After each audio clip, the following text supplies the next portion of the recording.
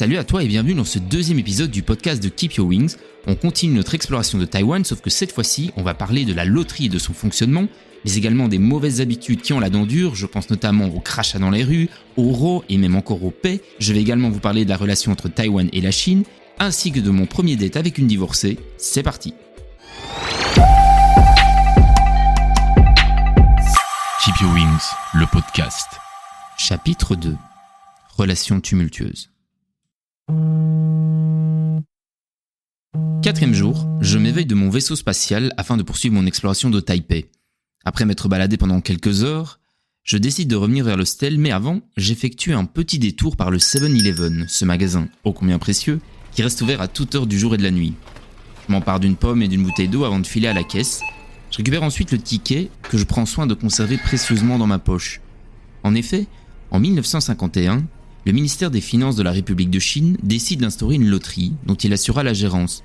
C'est-à-dire que chaque caisse enregistreuse imprime les mêmes tickets de caisse où que l'on se trouve à Taïwan et quel que soit le commerce. Sur ceux-ci, on y trouve une succession de 8 chiffres qui peuvent rapporter jusqu'à 2 millions de dollars taïwanais, soit environ 56 000 euros. Et ce, afin d'éviter que les magasins ne déclarent pas l'intégralité de leurs revenus. C'est donc une manière très efficace car la population désireuse d'avoir potentiellement un ticket gagnant en allant faire ses achats ne privilégiera plus que les magasins qui lui imprimeront ce fameux billet de loterie. Les enseignes et commerces fraudeurs sont alors délaissés au profit de ceux qui donnent les tickets à leur clientèle. Résultat, la rentrée des taxes augmente pour le gouvernement.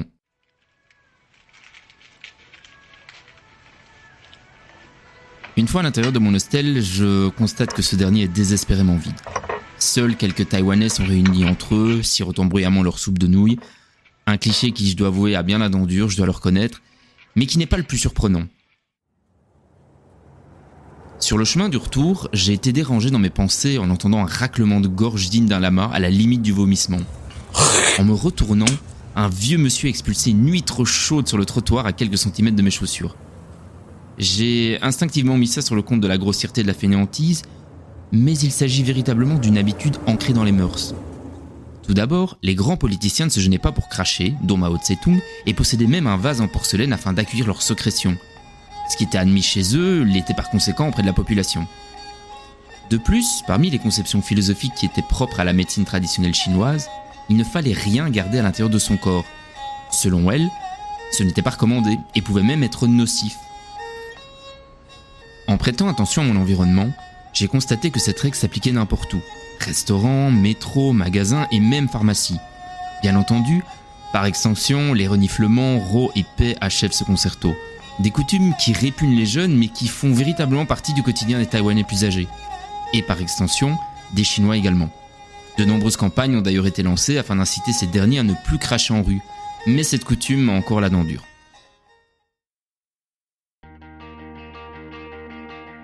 Lassé de fixer mon hostel trop calme, je m'interroge. Comment parvenir à rentrer en contact avec les Taïwanais lorsque ces derniers ne maîtrisent pas l'anglais ? Et surtout, quand mon niveau de chinois est bien trop fait pour me débrouiller. Je me devais de trouver un autre moyen et combler également le soupçon de solitude qui commençait à m'envahir. J'ai décidé d'utiliser Tinder, notamment pour vérifier la rumeur « les Asiatiques adorent les blancs-becs », mais également pour tâcher d'en savoir plus sur la vie ici.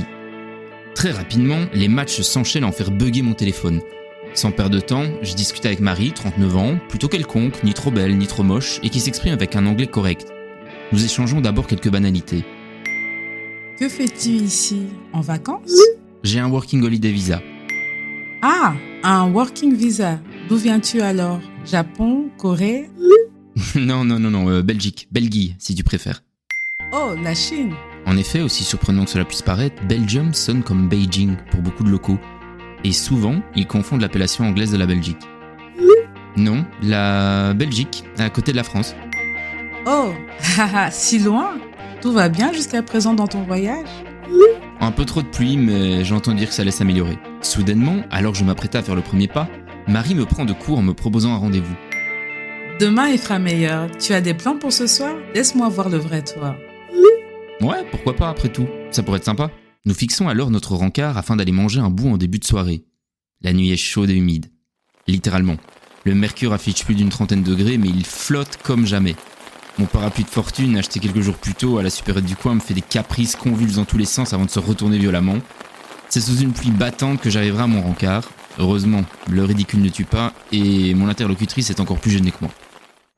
Nous avons marché jusqu'au restaurant où j'avais mangé le premier jour. Instinctivement, Marie me désigne les plats et m'explique la composition de ceux-ci.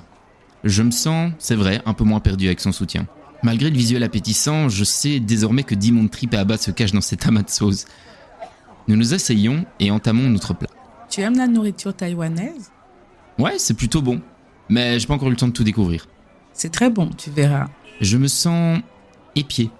Je veux dire, il est normal de s'observer lors d'un premier rendez-vous, mais je décèle chez Marie une sorte de fébrilité, de gêne mélangée à de l'envie. Je me demande concrètement ce qui l'anime. Est-ce une simple couleur de peau, apparence raciale, qui suffit à la mettre dans cet état? Au fur et à mesure que les minutes défilent, je me rends compte que les sujets de conversation s'égrènent de plus en plus vite.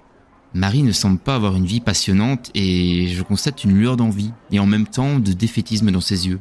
C'est une chouette ville le soir, Taipei? Je ne sais pas, je n'habite pas dans le centre. Tu ne sors jamais avec des amis? Avant, oui, maintenant, ce n'est plus de mon âge. Je suis trop vieille pour ça.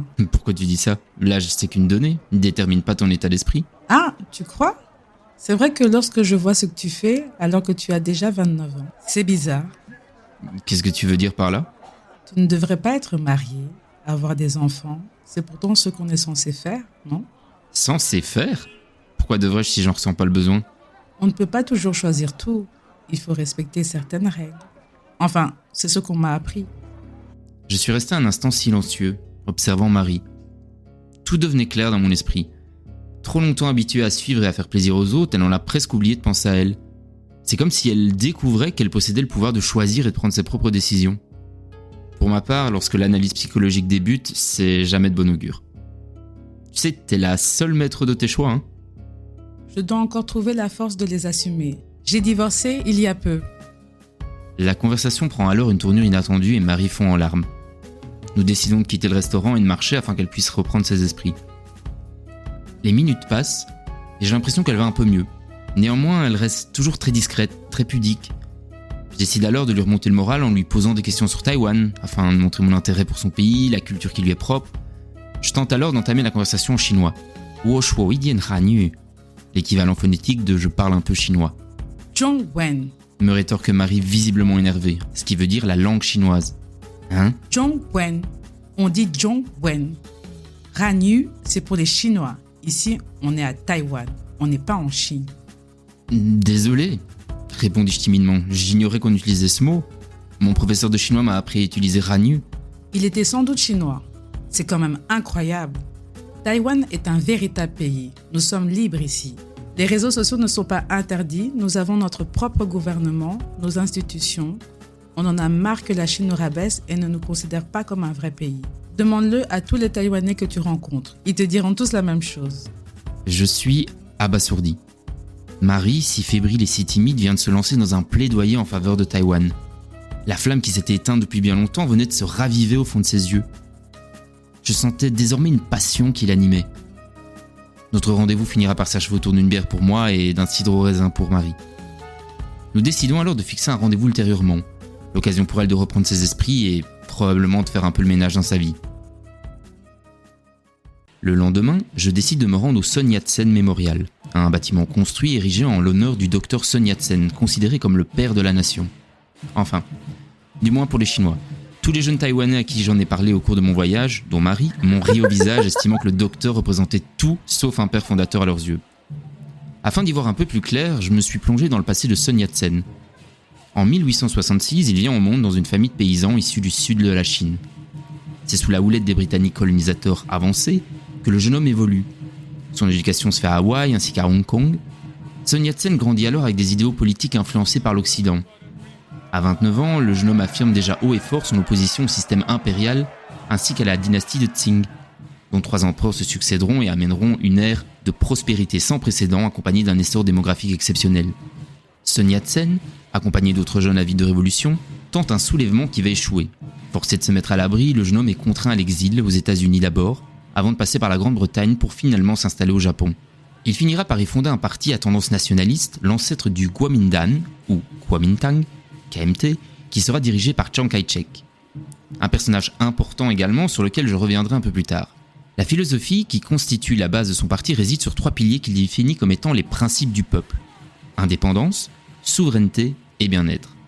C'est en 1911 que la chance lui sourit, puisqu'un soulèvement permet la chute de l'Empire chinois et son retour le propulse comme président provisoire. L'année suivante, il proclame la République, mais laissera sa place au général Yuan Shikai. Cependant, les conflits font de nouveau leur apparition, contraignant Sun Yat-sen à s'exiler de nouveau. En 1920, alors qu'il est à Shanghai, il s'intéresse particulièrement à la révolution en Russie. Il se décide alors à contacter le Parti communiste naissant. Son parti KMT recevra d'ailleurs de l'aide de la part de l'URSS. 5 ans plus tard, Sun Yat-sen perdra la vie, abandonnant à tout jamais son rêve d'unité nationale. C'est principalement à cause de la différence d'âge des Taïwanais que les opinions divergent à son sujet. L'ancienne génération a une attitude plus respectueuse et honore la mémoire du docteur dont le portrait orne d'ailleurs les murs de nombreuses écoles. Elle lui reconnaît cette volonté et cette ambition de créer une Chine unie et forte. La jeune génération estime quant à elle que son implication dans la formation du KMT est inacceptable au vu du massacre du 28 février, connu sur le nom de 2.28. En 1947, soit bien après la mort de Sun Yat-sen, le KMT décide de réduire au silence un parti anti-gouvernement. Au total, 10 000 Taïwanais, civils inclus, ont été tués par les membres du parti nationaliste. Le début du conflit survient après l'arrestation d'une vendeuse de rue. Ces cigarettes vendues sous le manteau n'ont pas plu un officier qui travaillait pour le bureau du monopole du tabac. Peu de temps après, un passant tué par balle en pleine rue a mis le feu aux poudres. Des rébellions ont éclaté, d'abord à Taipei, avant de se répandre dans tout Taïwan, autrefois appelé Formosa, ce qui signifie belle. Les semaines qui suivirent furent accompagnées de répliques sanglantes à l'encontre de la population. On sait qu'il y a eu des fosses communes, des corps jetés à la mer. C'est pour cela qu'on utilise le mot massacre. Les troupes venues de Chine ont commencé à tirer, à emprisonner et exécuter. C'est ce qu'a confié le chercheur Wang Chengyi, qui est juriste constitutionnaliste à l'Academia Sinica à Taipei, également président de l'ONG Vérité et Réconciliation pour Taïwan, au journal Le Monde en février 2017. C'est cet événement particulier, fort connu de la jeune génération, qui suscite tant leur dégoût et leur haine envers Sun Yat-sen. Il n'est d'ailleurs pas étonnant que ces thématiques concernant les relations sino-taïwanaises sont un sujet qui évite beaucoup de locaux en présence de personnes issues de la mainland China. En effet, ces derniers estiment qu'il n'existe qu'une seule et unique Chine et que celle-ci inclut Taïwan bien évidemment. Les tensions persistent encore entre les deux amis ennemis puisque la Chine souhaite réunir le peuple insulaire afin de montrer au monde sa puissance et de ne pas discréditer le parti unique. Cependant, la Chine ne peut se permettre d'agir par la force afin d'éviter une bavure. Taïwan, elle, essaie d'assurer son indépendance mais ne peut pas la revendiquer haut et fort car ce serait tout simplement inacceptable aux yeux de la Chine. Pourtant, l'idée d'une république de Taïwan résonne déjà haut et fort dans toutes les têtes. C'est également le cas de Fiona, 26 ans, cheveux mi-longs et née à Taïwan. Tout comme Marie, je l'ai rencontrée sur Tinder. Son profil m'interpelle déjà. Fiona, 26 ans, professeure de langue, à 15 km de moi. Langue, film, politique, nature et la marche. Je peux marcher beaucoup, et vous ? Quant aux photos accompagnant son profil, elle semble présenter ses différents points d'intérêt. Une avec un drapeau taïwanais, une autre avec un gros plan sur son visage, une avec des amis, et la dernière cadrant principalement son décolleté plongeant. Je décide de sauter sur l'occasion, connaissant désormais un peu plus la situation politique. Et il faut dire, j'avais hâte d'en discuter avec quelqu'un qui se sentait concerné par le sujet. Bon, la généreuse poitrine de Fiona a probablement influencé un petit peu mon jugement final, je l'avoue.